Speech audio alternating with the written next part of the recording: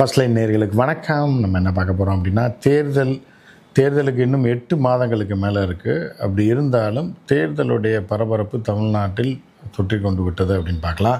So அந்த வகையில் பார்த்தீங்க அப்படின்னா, அதிமுக ஏற்கனவே பாஜக தெருவாக தேர்தல் வேலையை ஆரம்பிச்சிட்டாங்க. திமுகவும் ஆரம்பிச்சிருக்கு. அந்த வகையில் பார்த்திங்கன்னா அதிமுகவும் ஒரு பஸ்ஸெல்லாம் ரெடி பண்ணி பச்சை கலரில் பெரிய பெயிண்ட் அடித்து ஜெயலலிதா ஃபோட்டோ போட்டு அதுக்கு இணையாக எடப்பாடியார் ஃபோட்டோ போட்டு ஒரு சுற்றுப்பயணம் கோயம்புத்தூரில் ஆரம்பித்து தஞ்சாவூர் வரைக்கும் முடியுது அப்படின்னு சொல்லி எடப்பாடியார் ஆரம்பிச்சிருக்காரு. இவர் ஏதோ ஸ்டார் லீடர் மாதிரியும் இவரை பார்க்குறதுக்கு அப்படி கூட்டம் எம்ஜிஆர் மாதிரி தகன்னு மின்றாரு.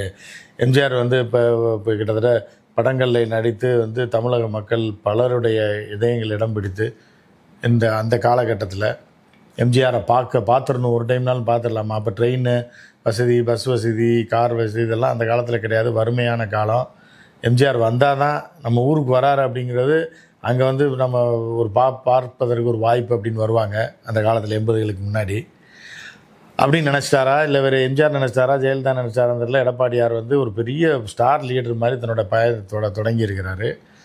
என்ன அப்படின்னா, மக்களை காப்போம் தமிழகத்தை மீட்போம் என்னமோ ஒரு டேக்லைன் போட்டு ஆரம்பிச்சிருக்காரு. ஆரம்பித்தா என்ன அப்படின்னு பார்த்தீங்கன்னா, இதில் வந்து ஒரு அடிமையின் பயணம் அப்படின்னு சொல்லி ஒரு ஹேஷ்டேக்கை வந்து ட்ரெண்ட் பண்ணிகிட்ருக்காங்க. அதாவது எடப்பாடியாரோட சிம்பிளையே போட்டு ஒரு அடிமையின் பயணம் அப்படின்னு போட்டு இது பண்ணியிருக்காங்க. எடப்பாடியார் சொல்கிற மாதிரி மக்களை காப்போம், பாஜகவிடம் விற்போம், தமிழகத்தை விற்போம் அப்படின்ற மாதிரியான ஹேஷ்டேக்லாம் ட்ரெண்டிங் ஆகி போயிட்டுருக்கு. இது ஒரு பக்கம் போயிட்டுருக்கு. ஸோ இப்போ இதில் என்ன பண்ண போகிறோம்னா, இப்போ இதில் நம்ம ஸ்பெஷலாக என்ன பார்க்க போகிறோம் அப்படின்னு பார்த்தீங்கன்னா, எடப்பாடியார் சுற்றுப்பயணம், பிரச்சார பயணம், அந்த வேன் செஞ்சது இதெல்லாம் நம்ம பார்க்க போகல. எடப்பாடியார் ஆட்சியில் இருந்திருந்தால் நம்மளாம் எவ்வளோ கேடுகட்ட நிலைமைக்கு போயிருப்போம். எவ்வளோ பெரிய கூமுட்டையான ஒரு திட்டத்தை வந்து கொண்டு வந்திருக்காங்க 1000 கோடியில். அதை எடப்பாடியாரே சொல்கிறாரு. அவருக்கு இதை இப்போ இன்டர்நேஷ்னல் நாலேஜ் இருக்கா இல்லையா?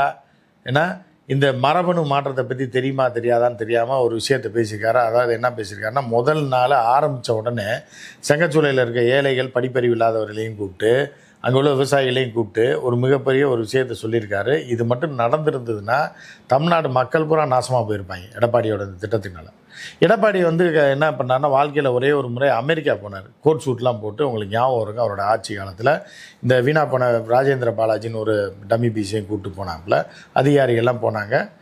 ஸோ இப்போ போயிட்டு என்ன பண்ணுறாங்கன்னா, அங்கே போய் லேட்டஸ்ட் டெக்னாலஜி எதோ வளர்ந்துருக்கு. ஏன்னா ஸ்பேஸுக்கு வந்து ஸ்பேஸ் ஸ்டேஷன் ரெடி பண்ணி அங்கேருந்து ரிசர்ச் நடந்துக்கிட்டு இருக்குது. ஏன்னா ஸ்பேஸ் எக்ஸ்ன்னு சொல்லி ஒரு கம்பெனி வந்து அவன் பார்த்திங்கன்னா அடுத்து வந்து இப்போ ஸ்பேஸில் வந்து பல்வேறு கிரகங்களுக்கு மனிதர்களை கொண்டு போகக்கூடிய ஒரு இப்போ ப்ராஜெக்ட் பண்ணிகிட்ருக்கேன். அதெல்லாம் பார்க்கல. அந்த அளவுக்கு உங்களுக்கு நாலேஜ் இல்லைன்னு வச்சுங்களேன். அங்கே போய் மாட்டு பண்ணையை பார்த்துட்டு வந்திருக்காங்க. இங்கே அமெரிக்காவில் எவ்வளோ டெவலப்மெண்ட், ஸ்பேஸ் ரிசர்ச்சில் எவ்வளோ இருக்குது, சிஐஏல வந்து உளவுத்துறையில் எவ்வளோ டெவலப்மெண்ட் இருக்குது. ஏன்னா வேறு என்னென்ன பல கண்டுபிடிப்புகள், ரொபாட்டிக்ஸ் இருக்குது. சயின்டிஃபிக்கலாக பார்த்தீங்க அப்படின்னா எலக்ட்ரிக்கல் அண்ட் எலக்ட்ரானிக்ஸில் இருக்கக்கூடிய கண்டுபிடிப்புகள். அதே மாதிரி வந்து என்னன்னு பார்த்தீங்கன்னா, மின்சார தயாரிப்பு, கார் தயாரிப்பில் நவீனம், இதெல்லாம் பார்க்காம பேட்டரியில் கார் விட்டாங்க. ஸோ இப்போ டெஸ்லா வந்து அந்த காலத்தில் வளர்ச்சி அடைஞ்சு வந்த காலத்தில் டெஸ்லா இண்டஸ்ட்ரியை போய் பார்த்துருக்கலாம். இதெல்லாம் இல்லாமல் போய் மாட்டு பண்ணையை போய் பார்த்துட்டு வந்தாங்க. அப்போ எவ்வளோ அறிவு இருக்குன்னு பாருங்கள். மாட்டு பண்ணையை போய் பார்த்துட்டு வந்து அந்த மாடு வந்து 65 லிட்டர் பால் கறக்குதான். நம்ம ஊர் மாடு வந்து ஒரு நாளைக்கு 1.5 லிட்டர், காலைல 1 லிட்டர், சாயந்தரம் 1 லிட்டர், 1.5 இல்லைன்னா காலைல 1.5, சாயந்தரம் கறக்கும் நாட்டு மாடு. அதுதான் சக்தி. ஏன்னா அதுதான் நம்மளுடைய பாரம்பரியத்தோடைய சக்தி. அதை விட்டுட்டு அங்கே போய் சரி போய் தொலைஞ்சி முறை அமெரிக்காவுக்கு போய் லேட்டஸ்ட் டெக்னாலஜி பார்த்து எதையாக கொண்டு வந்தேன், இல்லை இன்வெஸ்டாரை கொண்டு வந்தேன் இல்லாமல் மாட்டு பண்ணையை போய் பார்த்துட்டு வந்தாங்க. மாட்டு பண்ணையை போய் பார்த்துட்டு வந்தாங்க. என்ன பண்ணாங்கன்னா, அந்த மாடு 65 லிட்டர் கிடக்குறேன். எப்படியா மாடு 65 லிட்டர் கறக்கும்? அதை வந்து எடப்பாடியார் சொல்கிறாரு. அதை மட்டும் கேட்டிருக்கேன். நான் அமெரிக்காவுக்கு போகும்போது அங்கே பஃபலோ பால் பண்ணைக்கு போனேன். ஒரே பால் பண்ணையில் கிட்டத்தட்ட 1,35,000 லிட்டர் பால் வந்து உற்பத்தி பண்றாங்க. 1,35,000 லிட்டர். ஒரு பசு 65 லிட்டர் பால் கொடுக்குது.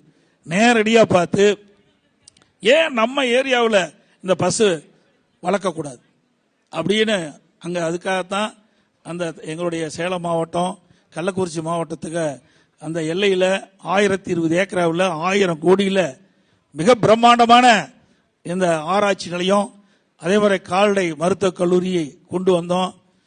நான் ஒரு பகுதியை அந்த மருத்துவக் கல்லூரியை நான் துவக்கினேன்.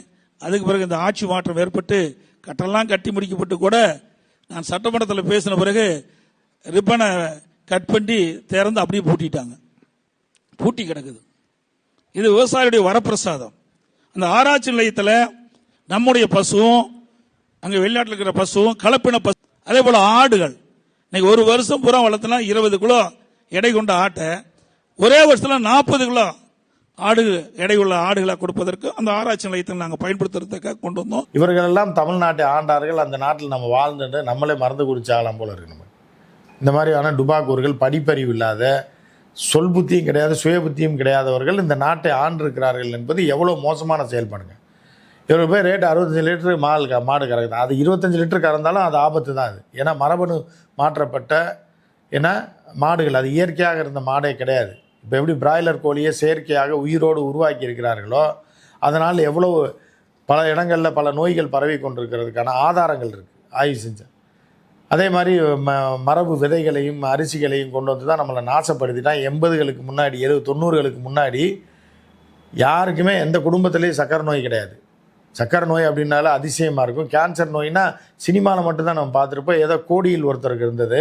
இன்றைக்கி வீட்டுக்கு ஒருத்தர் கேன்சர் வரக்கூடிய அளவுக்கு மரபணு மாற்றத்தை லேசாக புகுத்தி இங்கே கொண்டு வந்திருக்கான். இப்போ இந்த காலகட்டத்தில் அதெல்லாம் புரிந்து கொண்டு ஒவ்வொருன்னா விலைக்கு தூக்கி போட்டுக்கிட்டு இருக்க காலகட்டத்தில் இந்த காமெடியன்ஸ் போய் அங்கே போய் மாடை கொண்டு வந்தாங்களாம். ஸோ இவர்கள் மீண்டும் ஆட்சிக்கு வந்தால் என்ன ஆகுமோ? வரமாட்டாங்க, அது வேறு விஷயம். எடப்பாடிக்கெல்லாம் கதை முடிச்சு. எடப்பாடி போன்றவர்கள் லோக்கலில் விவசாயம் பண்ணுறதுக்கு தான் லாய்க்கு.